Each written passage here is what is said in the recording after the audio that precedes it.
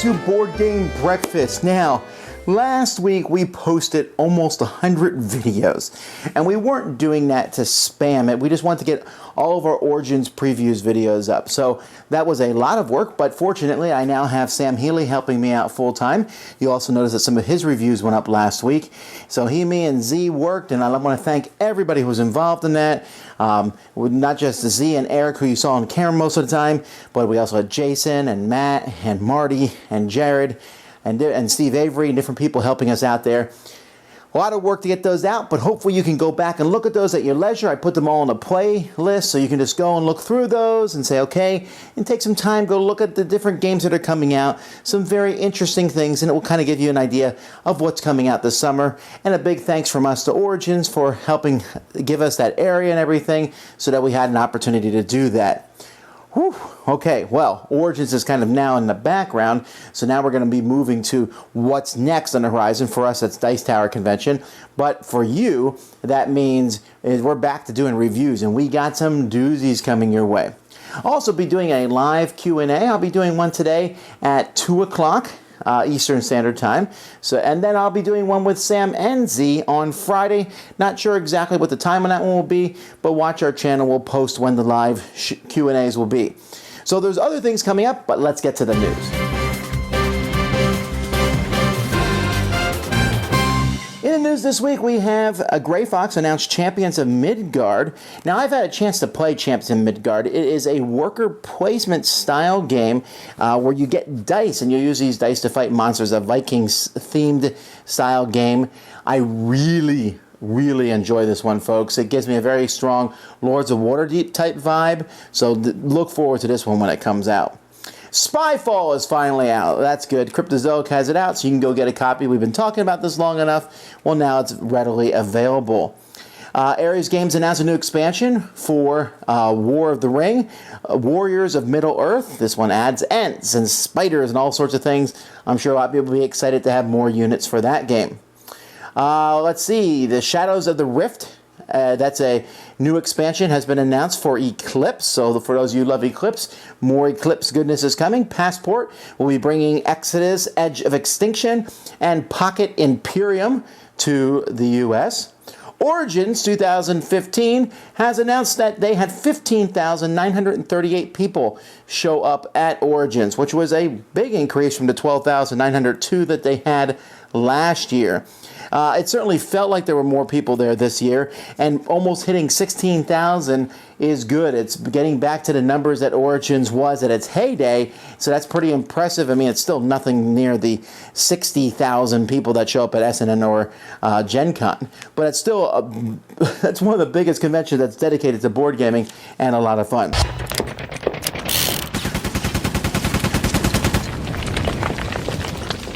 Hey folks, I'm Vasel here. Jason Levine. And today we have a question from someone named Jason. And the question is, what do you think of, let's say there's a limited edition of a game or a card, a very limited edition, and people buy up a whole bunch of them and then resell them immediately for an extremely high price?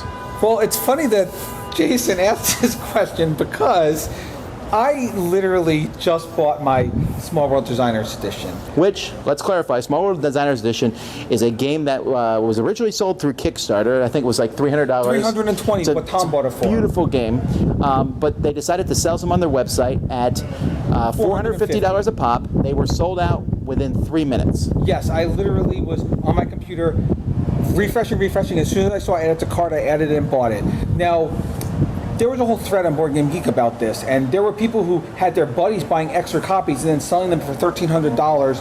And my feeling on this, and I'm very strong, I said some things on Board Game Geek, and my feeling is we're a community. Gaming is supposed to be about people and a community, and you shouldn't take advantage of your friends in the community and then buy something with the intent to then flip it for a lot of money. I don't like it. I don't think it should be done. I know it's done, and it's part of the Board Game Geek marketplace, but I really think it's bad because gaming is supposed to be a friendly atmosphere where everyone is together and supports everyone and wants to help everyone, not take advantage of other people. So you're opposed to people making money?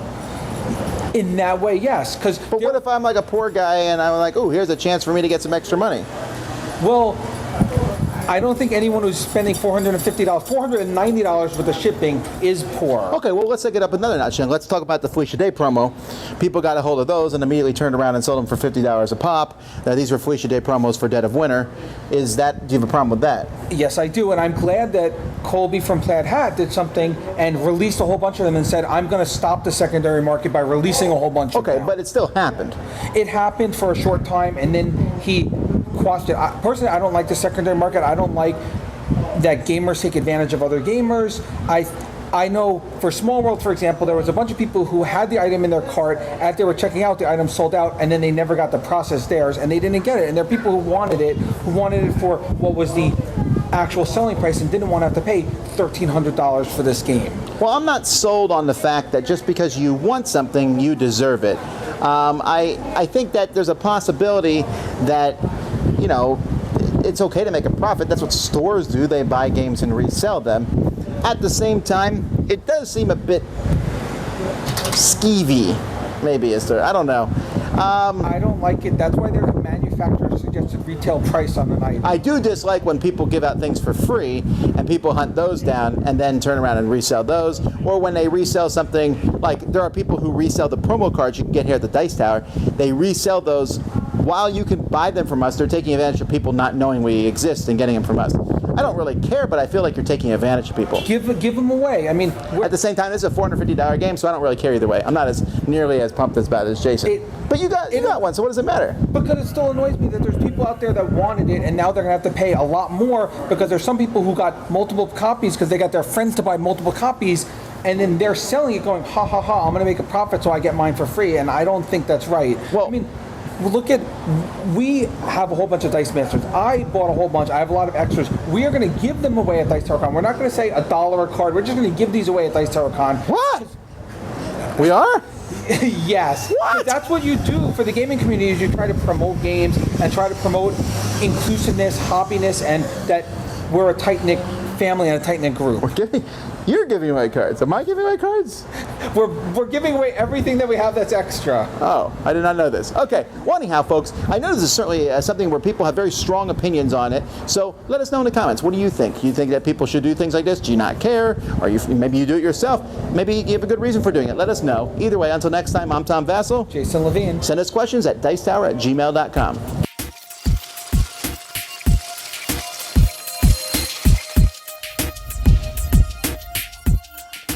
Reading from Blood Meridian by Cormac McCarthy, author of such beloved classics as All the Pretty Horses, The Road, and No Country for Old Men. Men are born for games, nothing else. Every child knows that play is nobler than work. He knows too that the worth or merit of a game is not inherent in the game itself, but rather in the value of that which is put at hazard. Games of chance require a wager to have meaning at all. Games of sport involve the skill and strength of the opponents, and the humiliation of defeat and the pride of victory are in themselves sufficient stake because they inhere in the worth of the principles and define them. But trial of chance or trial of worth, all games aspire to the condition of war, for here that which is wagered swallows up game, player, and all. Suppose two men at cards with nothing to wager save their lives. Who has not heard of such a tale? A turn of the card, the whole universe for such a player, has labored clanking to this moment, which will tell if he is to die at that man's hand or that man at his. What more certain validation of a man's worth could there be? This enhancement of the game to its ultimate state admits no argument concerning the notion of fate. The selection of one man over another is a preference absolute and irrevocable, and it is a dull man indeed who could reckon so profound a decision without agency or significance either one. In such games as have for their stake the annihilation of the defeated, the decisions are quite clear. This man holding this particular arrangement of cards in his hand is thereby removed from existence. War is the ultimate game, because war is at last a forcing of the unity of existence. War is God. Brown studied the judge. You're crazy, Holden. Crazy at last.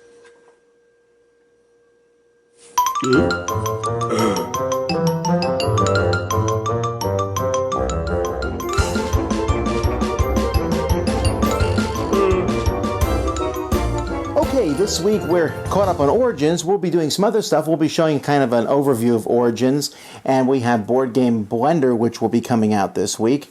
But we're going to have a lot of reviews. We got Catacombs, the new version of that, Marco Polo, Jarl, Chaosmos, the new expansion for Suburbia, Super Fantasy, Night of the Battly Dead. So you'll see some of these reviews coming out this week from myself, from Sam, from Z, from our other guys. Also, all the stuff from the Dice Tower. We'll be posting our Dice Tower live show that we recorded at Origins. We'll be posting both the audio version and the video version, and both of those will be going up tomorrow. You can find all this and all our other podcasts at dicetower.com. Thank you.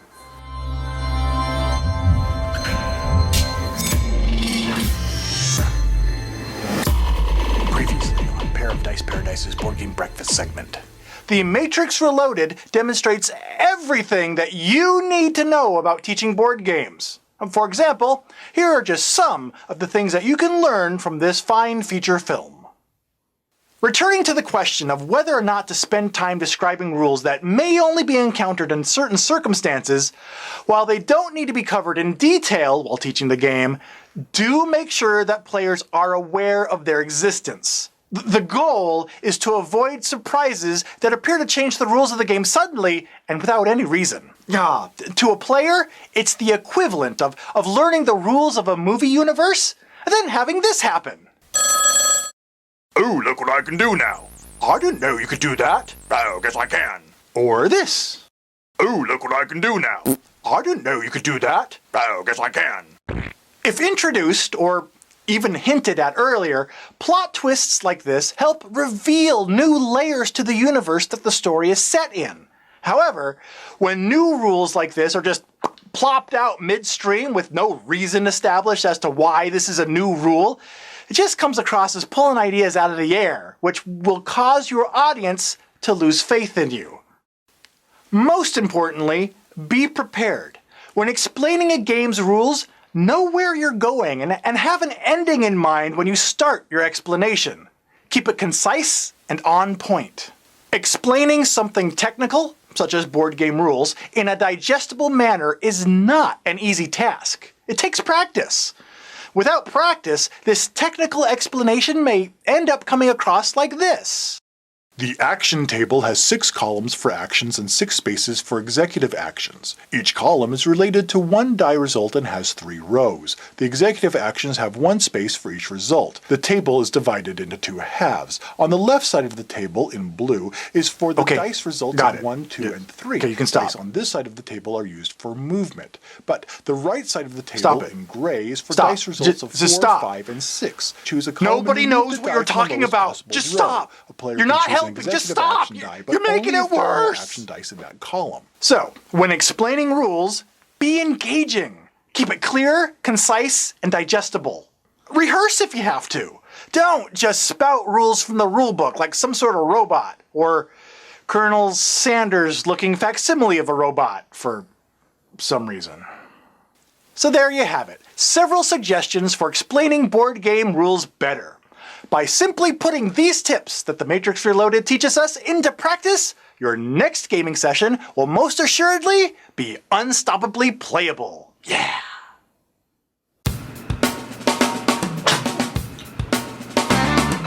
Today I'm excited to show off to you a paint job on my Imperial Assault figures. Now I'm not a painter at all, but I really do like to have my figures painted. I've tried to paint things in the past, and I might try to paint it in the future, but I'm not very good at painting things.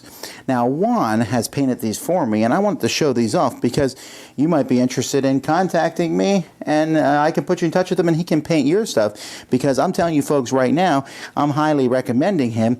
At the same time, I would, you can look for yourself here. Now, I really like the different paint jobs. My favorite, I think, are probably the Stormtroopers themselves, because, gray Stormtroopers are one thing, but the iconic white, and he did a really good job here. Let's see if we can focus up on these guys a little bit better. He did a really good job at kind of capturing the weathered look on these troopers here.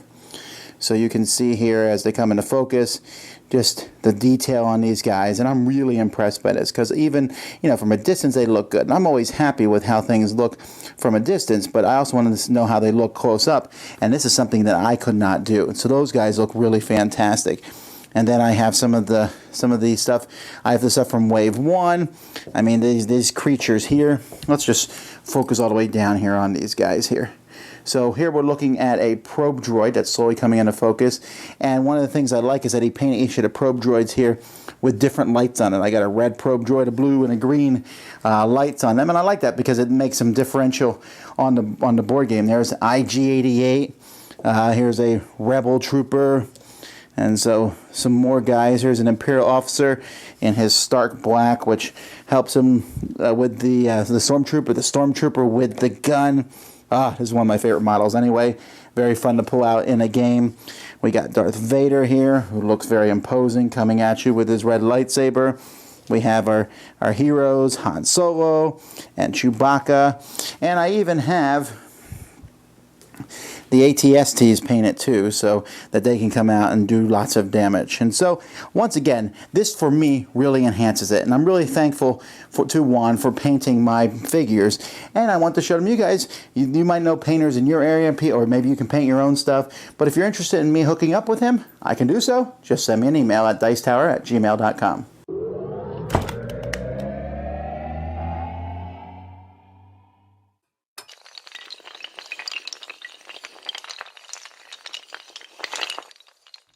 Hi, Suzanne here with this week's featured board game app. Many parents try to limit screen time for their kids, but let's face it, sometimes when you're waiting for food at a restaurant or road tripping to grandma's house, a great kid-friendly app can be a lifesaver. To that end, let's take a quick look at the iOS version of Gubs, a family-friendly card game.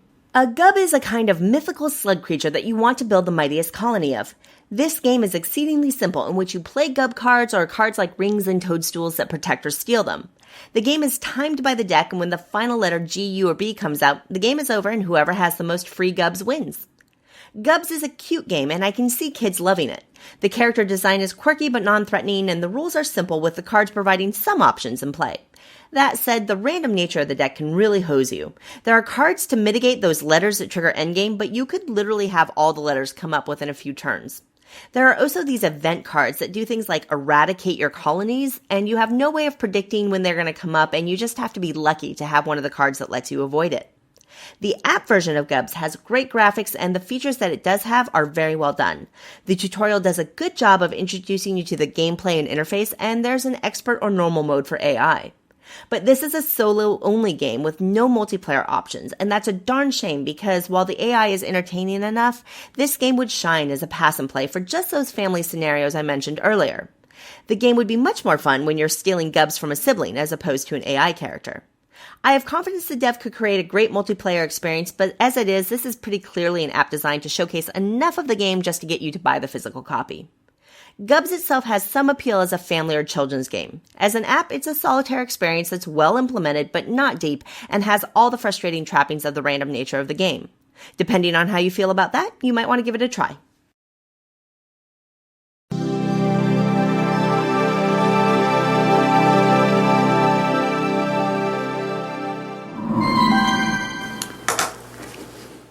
Now we're in the top 25 of game expansions. These are getting, I love these expansions. So here we go. Number 25 is Babel for Seven Wonders. This is a newer expansion. It just came out for Seven Wonders. It actually had two big chunks inside, Babel and the Great Works. And I actually like the Great Works more than the Tower of Babel part, but I liked both of them, and they both added some major features to Seven Wonders. The Tower of Babel added some rules that people had to play underneath, but you had a chance to control those, so you kind of watch those to help other players. And the Great Works kind of gave you a reason to go for specific cards, and that either gave some people some great rewards or maybe a loss if you didn't contribute to them. I like them, and I will gladly add this expansion in any time I play Seven Wonders. Dice Tower expansion. Now, Dice Town expansion. Dice Town is a really great game where you're rolling poker-sided dice, hiding them in their cup. You use different hands to get different things. I love the expansion because it gives more options, and it gives second place for each of the different locations. Like, for example, the person with the most, I forget the different symbols, but whoever had the most of one symbol would get steal all the money from the bank. Well, now whoever's the second most of that symbol will get some other money too, maybe from a stagecoach. So there's different things, and there's a lot more going on, and I really enjoyed that. And it's just, I don't know, I always like when you add more options to a game. The expansion to Dice Town did that. Another newer expansion, In the Lab for Pandemic. Now, Pandemic has had several expansions. In fact, In the Lab is not the newest expansion for Pandemic, but it is my favorite of the expansions. It added, sometimes I'm always like, less is more, right? You know, you can add more variety, but you don't need to add a whole new game mechanism. And when I heard about In the Lab, and you're taking cubes and you're putting them here, and then you're trying to figure out what the disease is, and I was like, oh, that just sounds like a lot of work. But wow, incredibly thematic for one. It didn't add that much complexity to the game, although I wouldn't introduce it to a new player. But it added this fascinating subset, which added that much more theme to a game, which, you know, could feel maybe a bit abstract. But I love the whole disease theme and fighting against it now, and with the little Petri dishes and moving the viruses around, really cool. That's In the Lab for a Pandemic. Galactic Orders is one of those expansions that changed Core Worlds from a game that I like to a game that I love. Core Worlds is a deck-building space game in which you are, getting different forces together as you go through time to fight and conquer different planets, which give you points. Well, this expansion added, there was little symbols on the cards from the base set. This added more of those, and you would get different tokens, and you could spend those tokens to take different actions. It made the game, which had a lot of cool things in it already, just fascinating to me to say, okay, I'm going to do this, now I'm going to do that. I have more options on my turn. It wasn't a huge change, but it was enough of a change to just make me say, wow, I want to play this game all the time. And the last one today is a book. That's the campaign book for Memoir 44. Now, Memoir 44 is a fantastic two-player game. In fact, Sam Healy did a review of it last week. But the campaign book is my favorite thing for Memoir 44. It's just a book, but it's full of lots and lots of scenarios. You know, one of these things, these games come with different scenarios. This had many scenarios, and it also had a way to tie those scenarios together. And all the scenarios are actual battles that happen in history. Really neat idea. Love this book very much. They actually came out with a second one later on, but either one I guess would be fine to get. The first one I think is the easiest one to jump into. A must buy for anyone who likes Memoir 44. 20 more expansions, 4 more weeks of this, they only get better.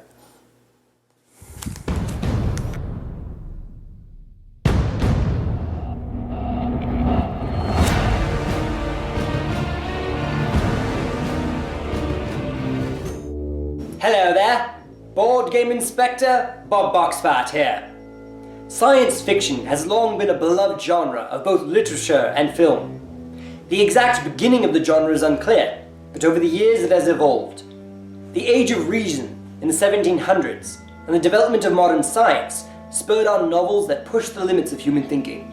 While the genre of science fiction is nowhere near exclusive to space themes, many people automatically associate the two.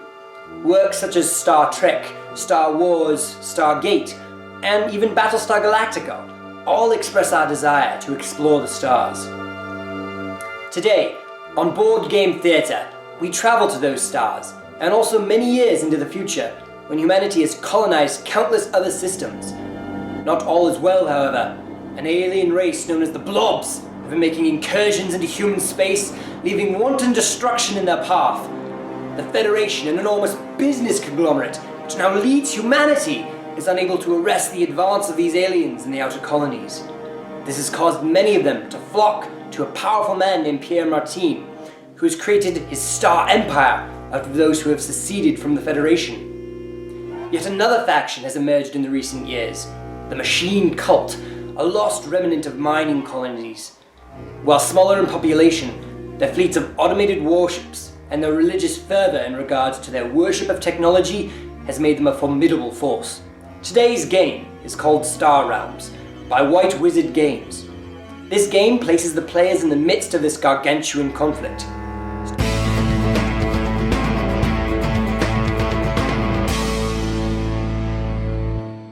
Hey gamers, welcome back to the bakery. My name's Doug, the board game baker, and today we're going to put our right hand in and shake it all about.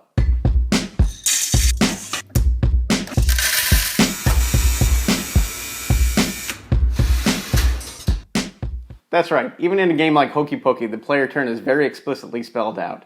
And it's one of the first things I think about when designing a game. Theme can help guide your decisions in terms of how players are going to interact with the game and with each other.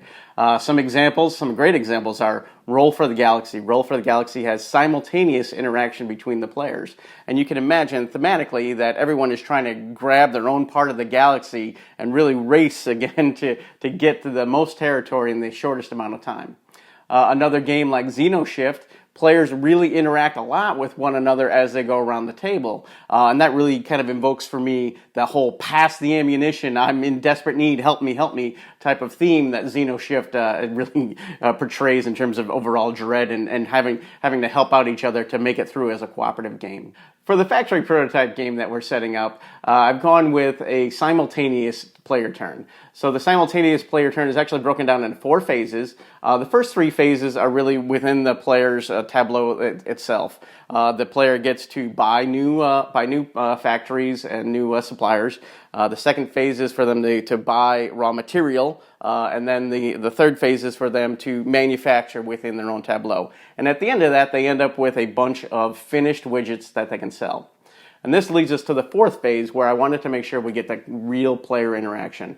And that's the selling phase, where everyone sets their own price, and then everyone simultaneously reveals that price so that they can compete in the open marketplace again. Okay, that's it for this week. If you get a chance, please subscribe to my YouTube channel, Board Game Baker. That's Board Game Baker without any spaces, because the space on my keyboard is broken. With the FTC ruling that was just made, it certainly has stirred up the age-old debate, is Kickstarter good or bad? There are a lot of people that I'm meeting, and of course this is anecdotal evidence, but a lot of people I've met who are very weary of Kickstarter. They've been maybe burned once or twice. I've met some people who've been very burned on Kickstarter, specifically the Upfront or the Airborne in Your Pocket Kickstarters, maybe Odin's Ravens, maybe the Doom that came to Atlantic City. Whatever, people have been burned on several Kickstarters. Those have been stolen right out from them. Other people have been burned because the games haven't been very good from Kickstarter. So, there's that. So people aren't happy, but at the same time, Kickstarter itself is not lowering in popularity. Many people are still doing it, and established companies are still moving into that arena and using Kickstarter. So I don't think it's proper to say if Kickstarter is a good or bad thing, because it's a neutral thing in a sense. It's something that people use, and they can use it for good or bad methods. I mean, it'd be very hypocritical, for example, if I said it was bad, because we use Kickstarter as a way to support our show each January. But Kickstarter is an interesting thing, and jumping into it can be difficult. Well, so people say, and this is the question I get asked, how do I know which projects to back? And I certainly understand this, because Kickstarter is one of those things that I check. I use a website called KickTrack, T-R-A-Q, kicktrack.com, which is a fantastic website, because it gives you a better system to check Kickstarter. And while I said that Kickstarter itself is not inherently evil, I believe that the people who designed the website are, because it seems like they deliberately are trying to make it hard for people. I have no respect for Kickstarter in that situation. They get a lot of money poured into them, and they have made their interface not very useful. They continually seem to make it harder to work with people, and they seem content to sit there and just let the checks pour in. But that's a different rant.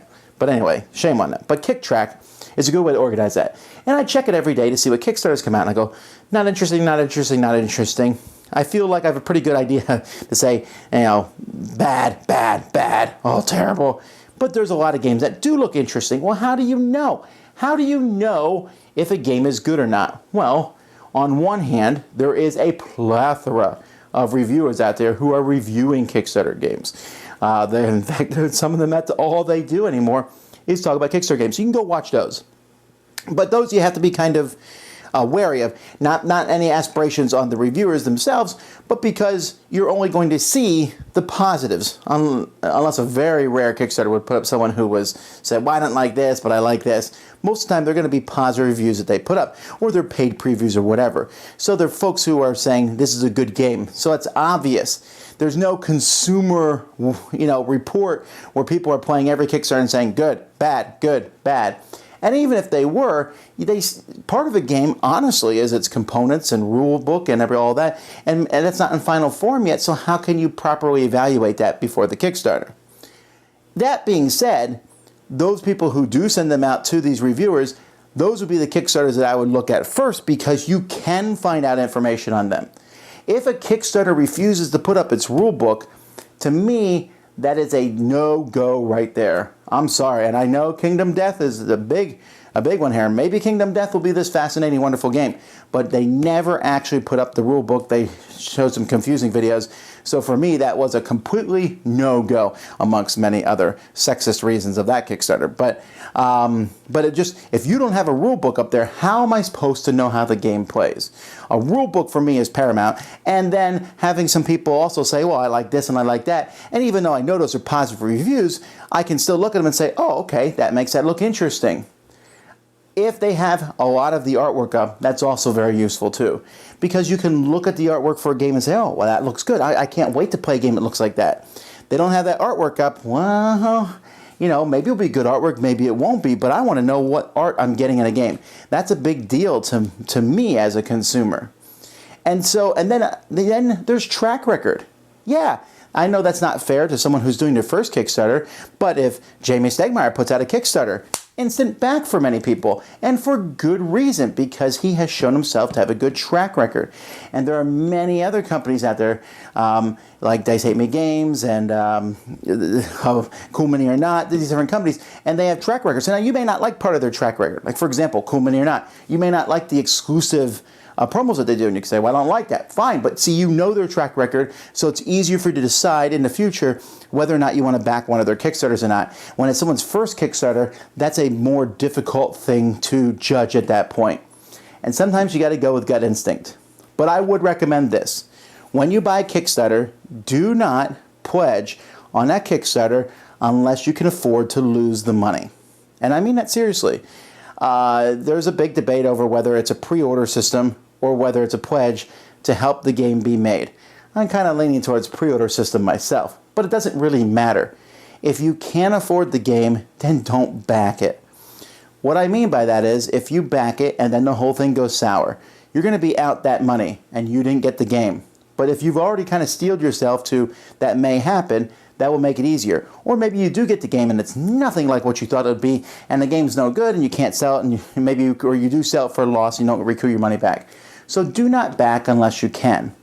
And then once you do back, I would put out of your mind and go play all these wonderful games that currently exist now. That's what I would do. All right. I'd love to hear what you guys think about it in the comments. Let's move on.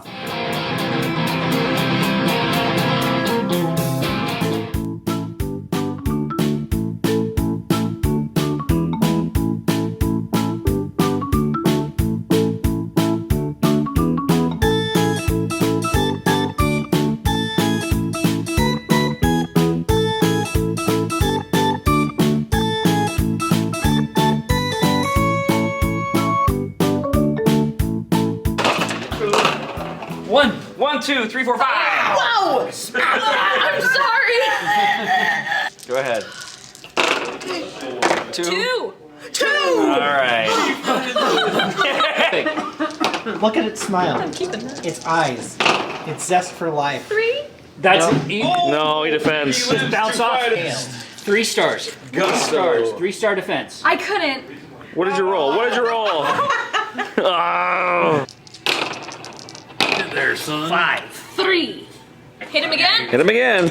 Based on Yeah, you better use that. 1. Oh. There you go. Okay. Get her attack. attack. Oh! 6! Woohoo! No. Hey. Bye. Somebody help me. On my feet Hi, Internet. Here at Snakes and Lattes, we like to appreciate older, vintage, sometimes forgotten games. Today, we're going to talk about a game called...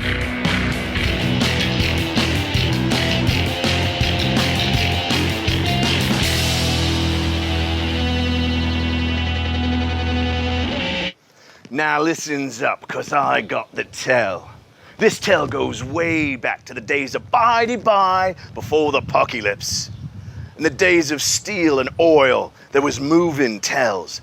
One of these tells was about a hero named Max, a road warrior. Now a mighty man named Mighty Bradley, he saw the tell of Max, and he knew that the chillins had to be preparated for the coming apocalypse. He had his right-hand man, the Kiefer, build Thunder Road. Thunder Road goes down historic-like for its never-ending board. You move your wall rigs by rolling the dice of holy gasoline. The higher the roll, the more you move. Wreck your enemy. Ram your enemy. But watch out for their whirly-birds that drop boomers from the sky on you. Nah, if one of your rigs, your doom buggy, your interceptor, or your truck machine makes it off the end of the front road, then everyone on the backboard is lost to the sandstorm, and the back becomes the front. Praise the almighty Kiefer. Now, if you roll doubles on the holy dice of gasoline, then one of your wrecked rigs is back on its wheels all shiny and chrome, and only the victor is awaited in Valhalla. Witness me!